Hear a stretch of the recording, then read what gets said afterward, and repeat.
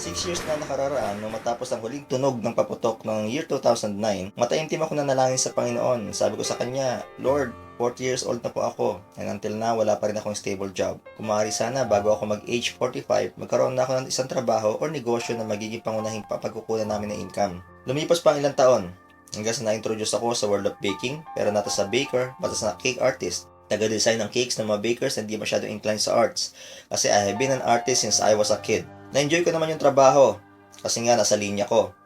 Ayaw ko sana mag-bake kasi nakikita ko na ang dami ginagawa bago makapag-come out ang cake na i-design ko. Ang daming preparations, mainit ang oven at higit sa lahat ang daming hugasin pagkatapos. Kaya lang habang na-expose ako sa baking, unti-unti nagkakaroon na rin ako ng interest. Hindi rin naman ganoon kaganda ang income sa pagde-design dito sa atin. So naisip ko mag-abroad kasi may mga foreign employers na naghahanap ng mga kagaya kong cake decorators. Pero priority nila i-employ yung marunong mag-bake. So lahat ng in-applyan ko, end up hindi ako nakuha. Doon ako nag-decide na kumuha ng baking courses. Nag-start ako mag-research kung saan maganda mag-aral. Sa paghanap-hanap ko ng school, doon ko natagpuan ang bread and pastry production ng TESDA sa Binangonan, Rizal. Mura ang matrikula at magaling ang instructor namin doon.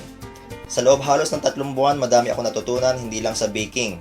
Saka doon, pantayan trato and we share ideas kung paano makabubuti para sa lahat. Pero kung meron man ako isang bagay na natutunan doon na talagang hindi ko dapat kalimutan as an artist and now as a certified baker, ay yung may pamuhay ko yung 3 bagay na mahigpit na itinuro sa amin. Knowledge of your craft, skills of how you do your craft, and last but the greatest of all, yung attitude of how you demonstrate the first 2. Walang kwenta kung marunong ka nga at magaling pero mayabang ka naman. In order to be competitive in your field, you have to exercise those 3 in balance.